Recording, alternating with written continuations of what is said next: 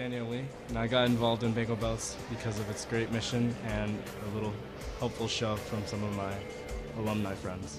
Andy Farsone. Bengal Bouts is important to me. It's a combination of the team and the mission that we work towards for the missions in Bangladesh.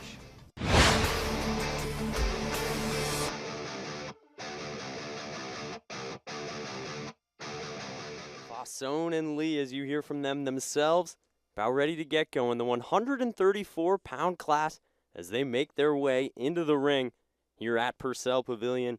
Neither guy with a ton of familiarity with each other, Patrick, but we'll see how it plays out today. Yeah, I think that could work both to their advantage and disadvantage. Their advantage, the other person doesn't know how they fight. The disadvantage, they don't know how the other person fights. And so it's going to be a lot of feeling each other out, but still relying on your own strategy. You know, what are you going into the ring to do?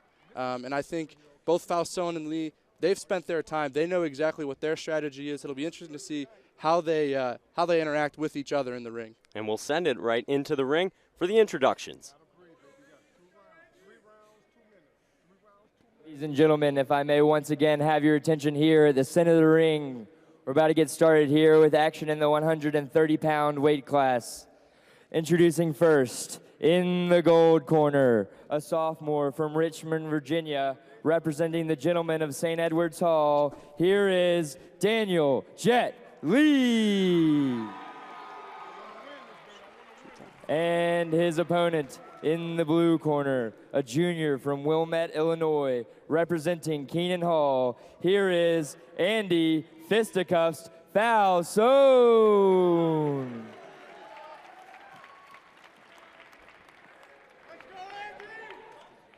So here we go, Farsone in the blue and Lee in the gold as we're underway. There we go. All right, now we got, look at that, Farsone's coming out strong. He knows what he wants to do. You got to jump on him early. I think that's Farsone's strategy. Each of these guys in the quarterfinals and semifinals winning both bouts by unanimous decision.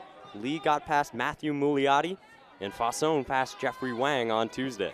You see Farsone trying to get on the inside. He's trying to get inside the gloves, work the body, goes low to high. Some good technical boxing. Yeah, the beginning of these first few rounds of Bengal Bouts, they both admitted they were a little sloppy, but they're starting to tighten things up, and they've had a good time to work heading into this Sunday afternoon matchup. Yeah, you see Lee just feeling out with that jab. You know what a jab does is usually just gets you get your critical distance down. That's what Lee's doing right now, throwing a few uppercuts there. Now we're getting into a brawl. Farsone coming right back at him. Both these guys have been prone to get into that a little bit, brawling more than boxing. Yeah. And they can slug it out for good. It's going to be interesting to see how that actually holds up in the second and third rounds. That's when you get really tired and brawling really starts to hurt you. Lee escapes that flurry. Maybe the 134-pound class, both these guys pack a very good punch. You want to watch their footwork too. You can tell the person who gets tired is the person who's standing with tree trunks in the ring. You want to make sure you got some good lateral movement, slipping from side to side. Looks like both of these guys are still on their toes. Starting to slow down. You see Farsone just planting himself. That gives Lee a good target. He can start moving around and opening up the punches. I think Lee's going to have a good advantage moving forward. Final 15 seconds here of the first round. Farsone connecting. Farsone want to get the last few punches in. There we go. And that's round one for us. There it is, round one to kick off the afternoon. Andy Farsone and Daniel Lee in the 134-pound class. Patrick, what did you see right there to start things off between those two? You know, Farsone came out strong. He was aggressive from the start. I think Lee was trying to use his defense more than his offense. This right here was a good exchange of blows, but neither guy really getting much done. Farsone there landed a few, probably 3 or 4 punches. Farsone looked like he probably got more punches, but it looks like he might be moving around a little bit more. We're hoping that, you know, if you're Lee, if you're in Dan Lee's corner, you're trying to make sure that you tell him, hey, you got better movement. He's coming in strong. 1, 2, 3, out. 1, 2, 3, out. That's what you're looking for. As you can see here, Farsone did it a few years back as a freshman. He's now a junior. No prelims in this round. The 2 unanimous victories on the other side. Daniel Lee did it last year. He lost in the preliminary round as a freshman to Mike Falvey, but he said he's learned a lot since then. And really looking back at his first year as a novice, it's like he really didn't know what he was doing. We get going with the second round. There's Dan, yep, coming in, get a few punches, just move around. You hang in there too long, Falsone's gonna connect on you. Both boxers trading some good blows. You start to hear the crowd get into it a little bit more now. And everything for both these guys is really up. Not many body shots being thrown. Yeah, and that might be a little bit from the fatigue. Like I said, 2-minute rounds. This is tough. I mean, this is where your arms start feeling a little bit more like lead than actual appendages. Yeah, when we were talking to these two, they know they don't have a lot of experience with each other and seeing each other fight, but they both noted how similar they are. Similar build, similar fighting style, and they're going at it. He's getting the uppercut. I wonder if his corner told him to get that uppercut working a little bit more. Jab 6, that's what he's looking at. We didn't see 5 or 6 from really either one in that first round. Lee going at it again. Falsone's connecting on some good punches, both trading a good blow right there. We tick under a minute here. Second round now, both boxers are starting to get a little more tired. You see them staying away from each other rather than engaging. It'll be interesting to see going forward who decides that they're going to, just let it all hang out. Let it all go even when you're tired. Falsone going to the body, then to the head as he got Lee backed up near the ropes. Lee still on the ropes. He's working to get out of there. Falsone knows he has an advantage with 30 seconds left. He's going to try to get as many punches as he can in this second round. Falsone really going on the attack there, under 20. You see Lee's arms more down by his waist than his head. He's tired. Falsone still keeping him up. Good defense, turning into good offense. Lands a good 2 right there.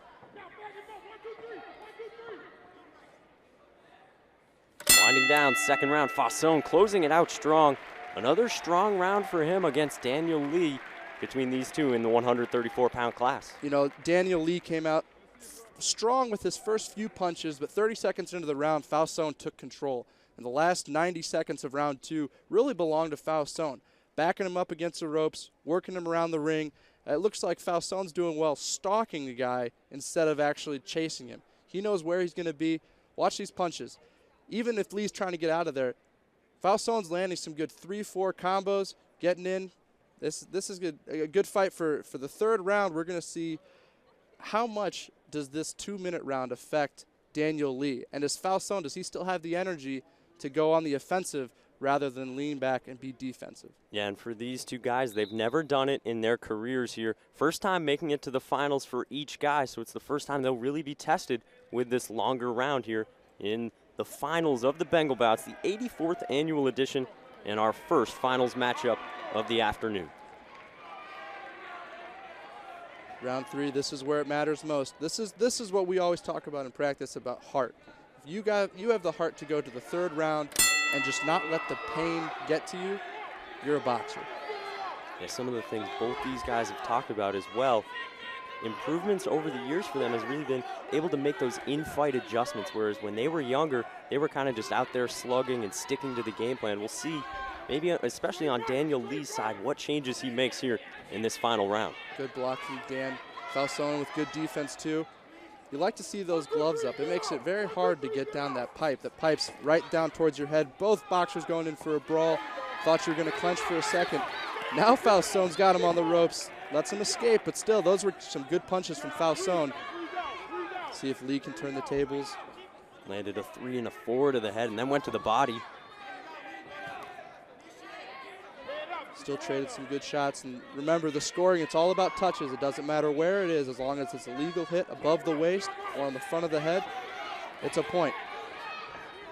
Lee trying to be aggressive with this last round. He knows that this is where he really has to be strong. Falsone connecting on a 4. Oh, Falsone going for that 5. 50 seconds to go here in the final round. Both boxers know regardless of who wins and who loses, this is their last fight of the year. They want to make the most of every second of the ring. Trading blows. They're not backing up. They're not done. 35 seconds left. I have to say, each guy, too, still with pretty good stamina out there. Yeah, this is great. And you're going to see this with a lot of the smaller guys. They have a lot of quick energy, a lot of fast twitch muscles. they'll get tired, but they won't show it as much as the guys we'll see in the heavyweight division. Lee sneaking in a few good shots. Fasson able to duck away from that one. Now coming back with power. Lee landing the right. Fasson gets him in the corner. The ref's going to have a standing 8 count. Looks like a mouth guard's down. So the standing 8 count, every time a ref sees that a boxer's been hit pretty hard, he'll give him a standing 8 just to see how the boxer's doing, give the boxer a little time to recover. And during that time, the opponent goes to a neutral corner. He can't be coached by his second and third, but he does get a little bit of time to rest. If we watch this, Fasson connects on a 4, a jab, another 4, and gets a 3 in before the final standing 8 count is called. They'll probably add a few more seconds onto the clock and finish up this round. It looks like they're going to call the round. That's it for them. Good, hard fight. Really good fight. A great way to start things here, Patrick. In the 134-pound weight division, Andy Fasson and Daniel Lee. What did you see from those two? It was a great bout. Yeah, you know what I really saw was Fasson. He came out and he was the guy who had a plan. He connected on his 3s and his 4s, had great defense. Every time Lee tried to come in with an uppercut, he was doing a great job holding those gloves in front of his head and blocking those shots. And then in the third round, making the punches count. You see him right here. He gets a 3, and he'll hit for a 4. Boom, right there. That's what you're looking for, making the punches count. When you land a punch, knocks the other guy a little bit silly. Great fight for Lee, too. You know, you got to say, he knows how to box. The guy got to the finals. It's not by accident. And Lee, I think, did a great job showing his heart and his resolve coming out in the third round, punches flying. As we get the scoring coming in from the 5 judges and await the decision.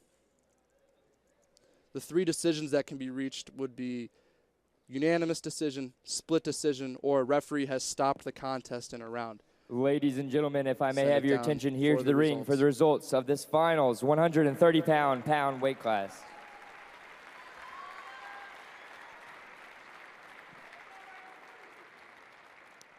By unanimous decision, your champion in the blue corner, Andy In the gold Fisticuffs corner, your champion, Andy Falzone. Falzone.